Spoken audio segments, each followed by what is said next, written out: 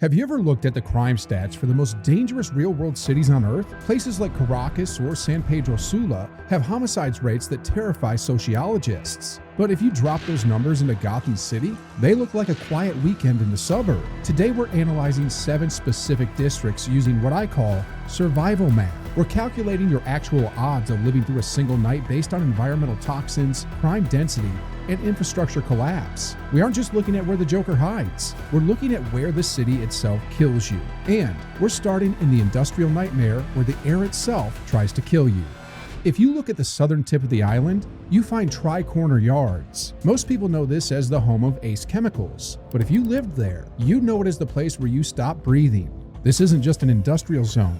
It's a residential hazard that rivals the most toxic Superfund sites in history, or the nickel smelters of Norilsk, Russia. When we analyze the atmospheric toxicity here, we find a cocktail of heavy metals and volatile organic compounds that would trigger a biological hazard warning in any real-world city. The problem is the prevailing winds, which carry particulate matter directly into housing blocks. But the real danger is the villain activity. Think back to the arson attacks in Nightfall. When Firefly torches a chemical plant here, the fallout isn't just fire, it's a toxic plume that coats the district. If you moved here today, your lung capacity would drop by 40% within a year. It's chemical warfare on civilians. Let's run the survival math on the toxic load. Based on the density of chemical plant, your probability of developing a chronic, life-altering illness within 6 months of residency sits at 98%. You've probably heard rumors about mutants living in the sewers or under the bridges here. The sad reality is that those aren't comic book monsters. They're usually just severe cases of chemical exposure, people with dermatological necrosis and bone deformation that the city ignores because it's cheaper than fixing the filtration systems. But while the South destroys your lungs, the North is trying to actively hunt you. Move north to Robinson Park and the threat changes completely. This was designed to be the central park of Gotham, a green lung for the city. Instead, it's become a biological no man's land, often controlled by eco-terrorists like Poison Ivy or shifting gang territories. We saw this scenario play out perfectly in the No Man's Land arc. When the city fell, Poison Ivy didn't just move in. She fortified the entire park into a sovereign eco-state, feeding unwary travelers to giant pitcher plants. The danger here isn't just getting robbed, it's the ecosystem itself. Unlike normal urban parks, the pollen count in Robinson Park frequently includes traces of neurotoxins and hallucinogens released by modified plant life.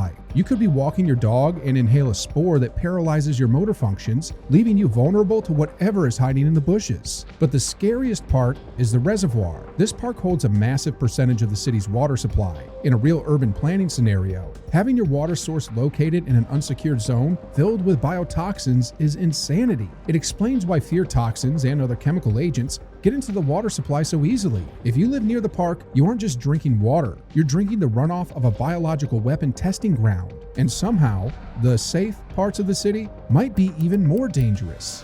That brings us to Burnley. On paper, this looks like the best place to live. You have Gotham University and Gotham General Hospital. It's clean, it has power, and the police actually patrol the streets. But that appearance of safety is exactly what makes it a trap. This area functions like the corrupt institutional zones of 1920s Atlantic City or mob-era Chicago, where the danger is systemic rather than chaotic. Here you don't worry about a random mugging. You worry about the institutional danger. This is the territory the Falcone crime family fought to control in the Long Halloween. If you disappear in Burnley, it's not because a thug wanted your wallet. It's because you stumbled into a mob war like the holiday killings, or you were collateral damage when broke the bat and threw a chunk of the city into chaos. The collateral damage probability here is off the charts. Think about it. Where do supervillains go when they need isotopes or medical equipment? They hit the university and the hospital. If you live in an apartment across the street, you are statistically guaranteed to be caught in the crossfire of a major event at least once a year. The pattern is counterintuitive.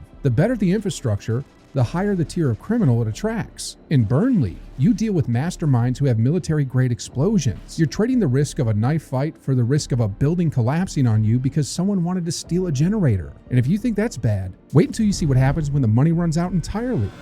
Now we drop to the absolute bottom of the socioeconomic ladder, the Bowery. If Burnley is where the corruption lives, the Bowery is where the city goes to die. This used to be the historic heart of Gotham. but it has rotted from the inside out, housing the infamous Crown Point district and levels of poverty that shouldn't exist in a modern Western nation. Think of the total institutional neglect seen in Skid Row, or the structural anarchy of the Kowloon walled city, but strip away the community cohesion that kept those places functioning. The socio-economical principle at play here is the broken windows theory on steroids. In real urban planning, visible signs of disorder like broken windows encourage further crime. In the Bowery, the broken windows are entire city blocks crumbling into the street while the city government looks the other way. This visual decay signals to every predator that no one is watching, which instantly escalates petty theft into organized racketeering. Let's look at the resource scarcity map. If you're an average citizen here, without gang affiliation or the ability to pay protection money, your estimated survival time is measured in days, not years. You are living in a resource vacuum.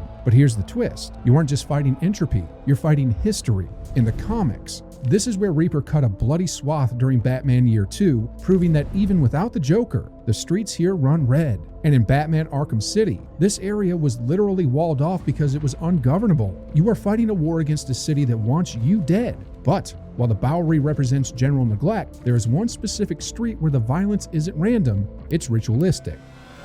This leads us directly to Park Row, better known to the locals as Crime Alley. This is the epicenter of street-level violence in Gotham, the exact site where the Waynes were murdered. Historically, this was a wealthy district, which makes the fall even harder. In terms of real-world analogies, you have to look at the most dangerous blocks in Detroit or Baltimore, but you need to multiply the density of violent crimes per square foot by a factor of 3 to match this reality. The analysis here reveals a unique phenomenon I call symbolic danger. Criminals don't just commit crimes here for money, they do it for the reputation. Mugging someone in Crime Alley carries a twisted prestige. This is where Jason Todd was brazen enough to steal the tires off the Batmobile in Batman number 408. It's where Leslie Tompkins runs her clinic in the middle of a war zone, constantly treating victims of turf wars between Black Mask and the Penguin. When we calculate mugging frequency, the results are terrifying. In a standard bad neighborhood, you might walk for hours before a hostile encounter. In Park Row, that window shrinks to minutes. The survival math suggests that a pedestrian walking alone at night has a 90% probability of interception within 3 blocks. And there is a psychological paradox here that most people miss. Because this is Batman's primary patrol ground, the criminals operating here are infinitely more desperate. They know the Bat could drop from the shadows at any second, which triggers a constant fight or flight response. This makes them more trigger happy,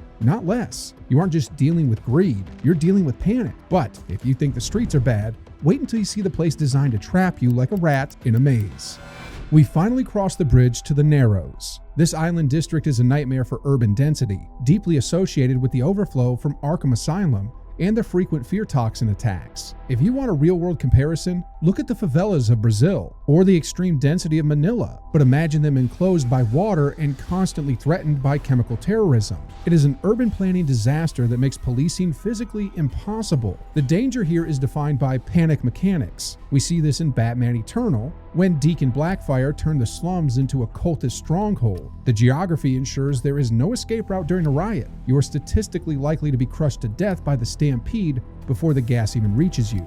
You are living in a petri dish. If one person gets infected with a Joker virus, the entire island is lost within the hour. Furthermore, the architecture creates vertical ambushes. In the Narrows, death comes from above, via vigilantes or falling debris, and from below, as the sewer systems here are the primary transit routes for heavy hitters like Killer Croc. You are effectively trapped in a 3-dimensional kill box where the police refuse to enter. It is a containment zone masquerading as a neighborhood, and the only thing separating you from the monsters is a bridge that usually gets blown up. Finally, we arrive at the source of the infection, Arkham Island. Most people think of this as just a prison, but there is a residential district here for staff and the buffer zone workforce. Living here is the sociological equivalent of setting up camp next to a failing nuclear reactor. You aren't just near crime, you are living in the splash zone of the escalation problem. This isn't random street violence, it's the chaos of Arkham Asylum, a serious house on serious earth. During that riot, the inmates didn't just escape, they took over the asylum and twisted it into a psychological torture chamber. The psychological strain alone creates a turnover rate that makes the rest of the city look stable. You are living on borrowed time, waiting for the inevitable breach that turns your apartment into a battlefield. When we run the 0-day survival math, calculating your odds during a mass breakout event, the probability of survival for an unarmed civilian drops to statistically 0. You are the first line of defense insurance for monsters that can freeze time or shapeshift. By signing a lease here, you are effectively accepting that you are a background character in a horror movie. You aren't a citizen, you're an obstacle. If the alarm sounds, you don't evacuate. You hide and pray that the bat gets there before the clown does. When you step back and look at the map, the pattern is undeniable. Gotham isn't a functional city. It's a series of containment zones for different types of lethal hazards, from chemical warfare to biological terror. The data proves that survival here is a statistical anomaly, not a skill. So, looking at the math, which district do you think you'd last the longest in? Or where would you die the fastest? Let me know in the comments and subscribe for more deep dives into the science of survival.